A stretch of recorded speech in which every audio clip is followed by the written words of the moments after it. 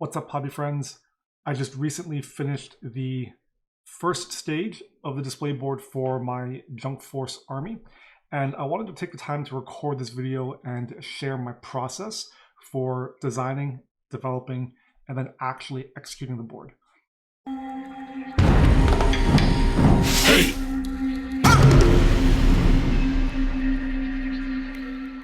So I want to start this video with a bit of the planning and development and how I chose to approach the board from a more conceptual level. And then I'll cover the actual execution, going through some simple building and painting techniques I think will work really, really well for scenery and terrain. The army actually originated in 2019, 2020 as a COVID lockdown project.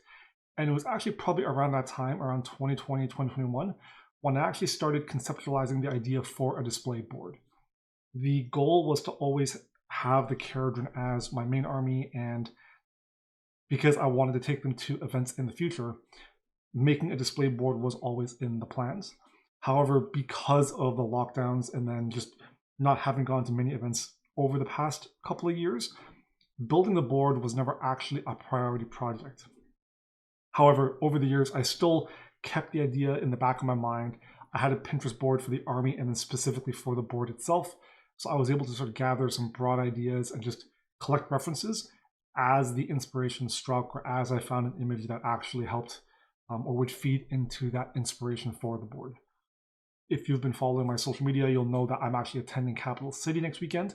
And so that was the perfect motivation over the past 2.5 weeks to actually do this board. And then I'm thinking about taking the army to Adepticon 2024.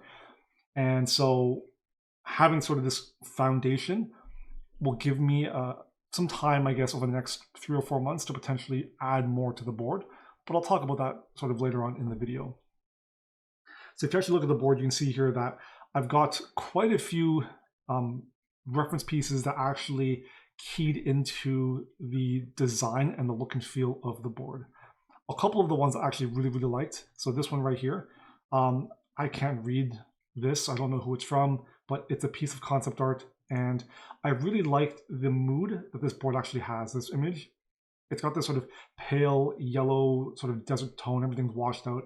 And I think subconsciously as well, the green color tone of the radar dish and some of the buildings actually keyed into the colors I ultimately chose for my board. I think one of the other key pieces as well was this. I believe this is a photo of one of the official Games Workshop display pieces when they put together their Necromunda Ash race board. They had a couple of these extended modules, and this open bay door with a ramp was actually a huge inspiration for what would be the main hub or nexus of my own board as well. So the concept and narrative of my army was the idea of having these roaming warbands of junkers and scavengers who would occasionally get together to form a somewhat cohesive either scavenging or war party. So this allowed for a diverse color palette and a diverse design amongst all the different units and ships, since each unit would basically belong to a different warband. The end goal was always to pair units with ships, and so it allowed me the flexibility in terms of the design as well as the color palette to just have my way with the army and sort of incorporate things and ideas I liked from all sorts of inspiration, whether it's more sci-fi or more of like a wasteland Mad Max dystopian world. From a practical perspective as well, this allows me to color code units for clarity and ease of gameplay. And I wanted to extend this over into the narrative of the display board. I think good display boards always enhance and continue the narrative of the army. And so this one's no different. The main idea was to have a home base or an outpost for these warbands to gather, and I wanted to find ways to incorporate ways that the army could interact with and connect with the board, which I'll explain later on. But the idea being that the board itself would simply be an extension of the army. I could create design elements that carried over bits of the army into the board itself, and then continue that narrative with new elements that haven't been seen in the army before. In terms of some of the technical requirements and specifications, the biggest limitation for me is storage. So I've built display boards in the past, typically 2 foot by 2 foot, and there were these big chunky things that took up a lot of space. And I never really knew where to put them. I always just had them sitting on top of a table or a cabinet, and they just collected dust because I couldn't really seal them from my cats running around, dropping hair everywhere, and just dust floating in the air. With the pair of techno display cabinets I have now, I wanted a board that could fit within the dimensions of a shelf, which was 22 inches wide by 17 inches deep. So this way the display cabinet itself becomes the storage for the board when it's not in use, and the board doubles as a display shelf, and it'll help to display the army when I'm not taking the board to an event. The space within the board was also something that I had to consider. The board shouldn't be overly cluttered. You want to have a lot of negative space and allow for room around your models and your units to give that room to breathe, and so that people can look at your units individually. I find that having stacking of vertical elements to create additional space vertically helps to get around having a smaller footprint. But then because the board has to be angled to fit into the cabinet, any tall vertical elements needed to be kept separate and removable. This also does have the added benefit of helping with storage and transport. Being able to disassemble parts of the board to flatten it out means I can put the board into some sort of larger Tupperware container that can be stacked. And especially when we're going to bigger events and we're carpooling, it becomes much easier to optimize our space within the car. It's not a big deal for the board right now since it's still fairly short, but it's a way of planning ahead and future-proofing, because I do intend to add more vertical elements onto the board in the future. Starting with the basic construction of the board, the actual footprint is just made out of 1/4-inch particle board. I find that it's cheap and it's fairly easy to work with. The downside is because it is just compressed sawdust, it's very porous and prone to warping over time, especially if you introduce moisture. So things like using PVA glue or Mod Podge for the ground texture, or whether you're using a texture paste, throw in your primer and your paint, and that's a lot of moisture that can seep into the particle board and contribute to that warping effect. So to counteract that, I cut and attached 1/2-inch beams, also made of particle board, secured them to the bottom with a lot of 5/8-inch particle board screws. So these beams were inset about 1 inch from all the edges of the board. So this gave me a bit of an undercut to be able to pick up the board off of a table without awkwardly trying to tilt the board up and slip my fingers underneath.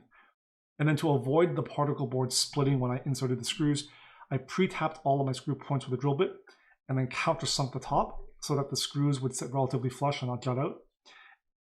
And then once all that was screwed in, I filled in all the holes with smooth ground texture from Vallejo. Pretty much just using what I had on hand. Really any sort of quick dry sandable paste will do. You could even use drywall compound if you want, although I find sanding this is very, very messy. So I chose to go with the Vallejo paste because it does sand a little bit cleaner. I built a raised platform in the back for the actual outpost element using 1-inch pink insulation foam. This was secured with wood glue, clamped, and left to dry overnight. I find that the really interesting boards have different levels, no matter how big or small, and I wanted to make sure that I elevated the outpost and container elements a little higher, relatively speaking, than the ground level. The elevation also gave me the opportunity to incorporate a rock wall element to help break up the monotony of all the desert sand I knew I was going to have. And then finally, I chose to keep the elevations on the board relatively flat and simple. I have a lot of tall ships and a lot of top-heavy models on flight stands, so avoiding sloped surfaces on the board kept the models flat and would prevent them from sliding over or tipping over and breaking. Especially when you're moving between table to table at an event, you want to make sure that your models are secure on the board. So not having a sloped surface in particular for this Junkforce army was really important to me. Once this foundation and the planning was done, it was time to add the details for what I'm calling phase 1 of this displayed board project. So for this first part, because of the time crunch, about 2.5 weeks to make the board from start to finish, I'm leaning heavily on both pre-purchased as well as printed elements. So the things I did buy were the Necromunda Ashways extended hab module from Games Workshop, and then 2 Minotaurium containers as well. And these would form the basic framework for the starting components. I filled the containers with 3D printed elements from at Print Minis on Mini Factory, and then 3D printed extra gubbins and bits as well to help fill up some of the space. And then I did scratch build some things like the flooring and the ramp, but these are very, very simple, just plastic art sheets glued together. Future phases will hopefully incorporate more scratch built elements when I have time to experiment with different building techniques and materials for future modules.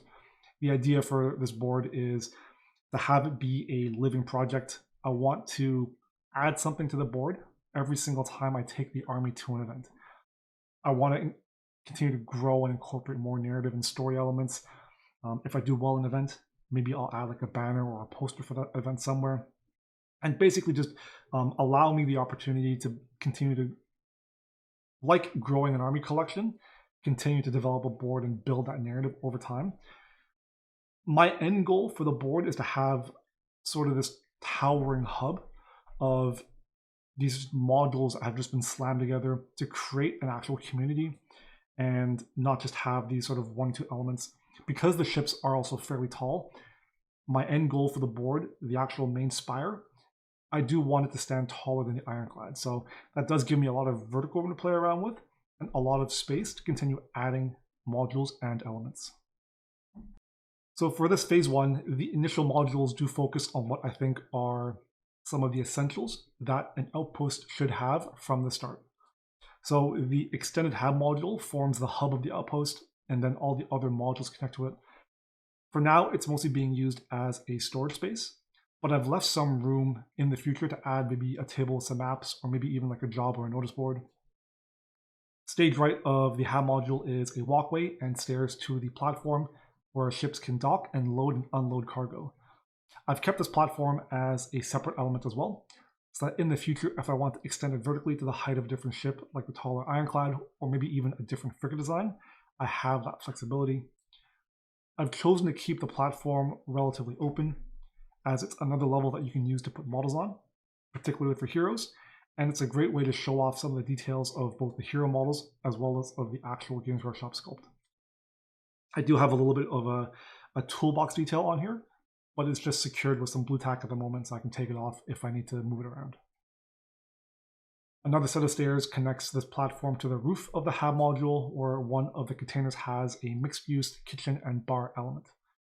At Print Mini's bar container actually has a more extensive module design, and they've got some cool external kegs that connect through pipes into the inside of the container. I didn't really have time to print or paint any of those elements for this phase of the project, but it's definitely a detail I want to add in the future. One thing I'm really happy with was the ability to use the Halfling Blood Bowl token as a sign for the restaurant.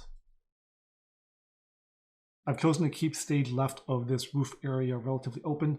It gives me the flexibility to have more connected elements and levels in the future, working your way up into a sort of spire sort of design. Working down back through the hab module and to the stage left is the second container, which I've used as the armory. So I've got weapon racks that fill the back. These are also from Print Minis, with some munitions containers and an Arbiter riot shield tucked away in the back. I think opening up the containers was tedious, but not that difficult. You just have to use a box cutter with a sharp blade, score all 4 sides until you can punch the blade through, and then carve out the 4 corners. I removed one of the pillars for the double window to fit the bar top in the kitchen, and I did the same, but also removing the air vents for the double window of the armory. This helps to open up the space, let a little bit more light in, and so you can actually see the weapon racks in the back. To create the environment, the rock wall was made using wood bark I gathered when we were walking our dog one time. I found a bunch that was on the ground, not from live trees, so picked them up, gathered them. To dry them out, I baked them at about 150 degrees Celsius in an oven for about 30 to 45 minutes. The bark was then broken up into smaller pieces and attached using a hot glue gun. I tried to mix up the direction of the pieces to create some overlaps, minimize any gaps, and create a much more interesting texture. Any holes I couldn't fit pieces into were either creatively hidden with some ground texture paste, or I made sure to plug them with tufts in the future at the end of the project. To coat all of the flat areas, a mixture of Mod Podge mat and playground sand was used, I prefer using playground sand for desert sand because it's got very fine particles. I feel like the sand that typically gets sold by hobby stores is a little bit more coarse, the particles are larger, and it feels more like dirt or tiny rocks as opposed to fine desert sand. I made sure to leave this to dry overnight to fully cure and set before diving into painting. So the color palette of the board uses a lot more muted pastel colors. The army itself, because it's a lot more vibrant and saturated, I wanted that to actually have more pop. And I wanted to make sure that the elements of the board kind of faded into the background a bit and didn't draw attention away from the miniatures. So I used that pale green army color for the buildings and a sort of blue-gray color for the platforms. Everything in terms of the individual gubbins, I could brighten up with sort of splashes of color. And then because of sort of their size and how they're sort of tucked away in the corners, they're small enough to not be overpowering. But if you sort of look around and peek into the different corners, can still draw enough attention because of the colors. In terms of the way I approached painting this, almost everything is done in the same technique, and it's actually very similar to the way that I actually painted the army. So I start everything off with a two-tone zenithal airbrush. I start with a strong base coat and then finish up with a top-down bright highlight to get a strong bright to dark contrast. I then used a dark reddish brown and some oranges to create the chip weathering. So just tweezers and some pluck foam, chip away in clusters, make sure that the patterns are random, not too many in a given space, but you want to make sure that you have some dense clusters, some more open areas that aren't really chipped or damaged, and then some other dense clusters. It's that variety of busy, open space, busy. You're sort of using the idea of that quote-unquote negative space. I then used some edge highlights. I took my highlight color from my zenithal airbrushing. I went 1 or 2 steps higher than that, and I did edge highlight onto all of the larger chips as well as edges of the pieces.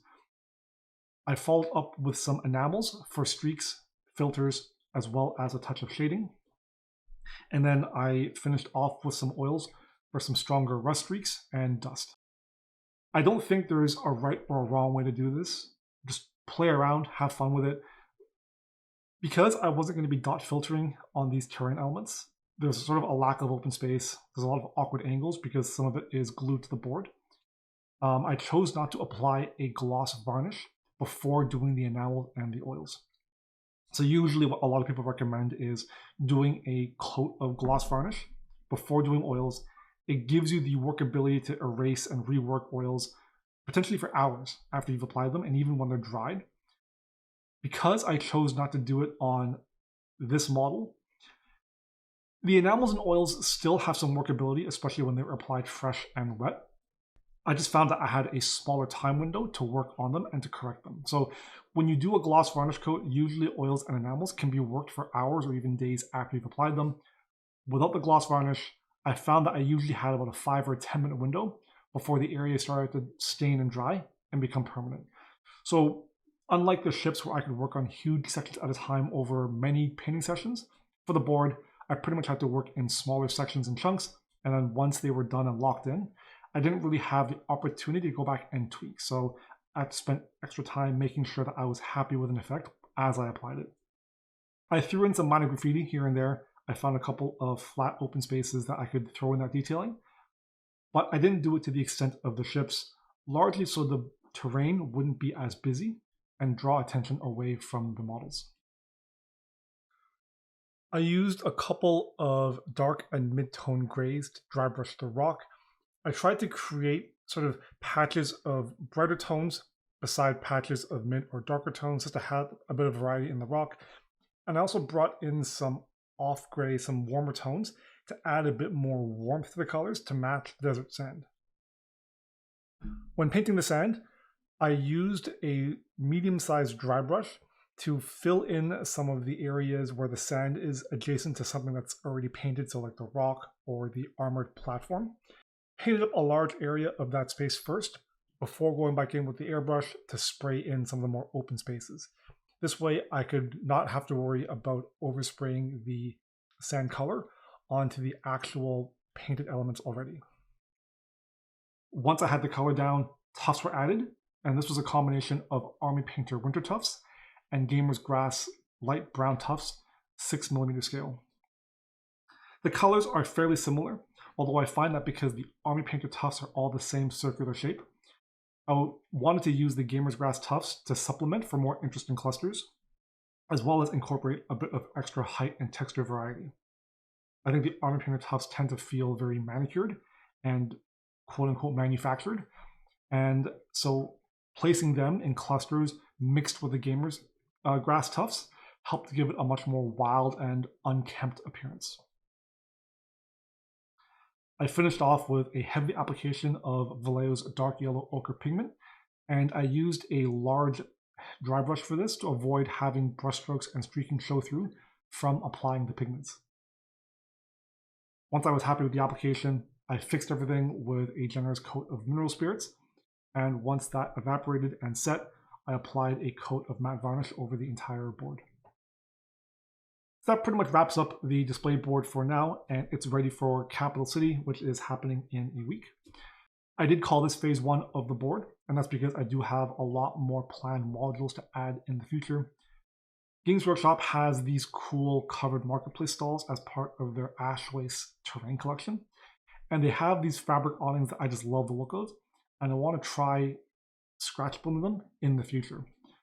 They feel a little bit too rigid and manufactured when they come from the Games Workshop kit, so the reason I want to scratch build them is to make them have a little bit more of that uneven off-keel look where none of the posts line up together and the fabric is sort of at an angle. I also want to have a couple of habitation modules, so the outpost actually looks like a place where people live and sleep. And like I was mentioning with references, I really want to have a tall loading crane somewhere in the board in the future. I think the crane itself is going to be the way that I really increase the verticality of the board, have it sit taller than the ironclad, and then the actual tower itself can become an element or a component that I can then build other modules off of. Other ideas I have are some sort of lookout post or a tower, as well as a workshop or a smithing module for the halflings to make things. But that's pretty much it. I hope you enjoyed. I hope it gives you some ideas and some inspiration and just a framework to approach building a display board for your own projects and your own miniatures. So thank you for watching. If you enjoyed the video, make sure you give it a like and follow for more awesome weekly content. If you want to check out my other social media platforms, I'll have links in the video description below, and I'll try and drop links as well to all of the STL files for the prints I have on this board, and I'll drop a link to my Pinterest mood board as well. I'll share that so everyone can have a look. So that's it for now. Thank you again for watching, and until next time, happy hobbying.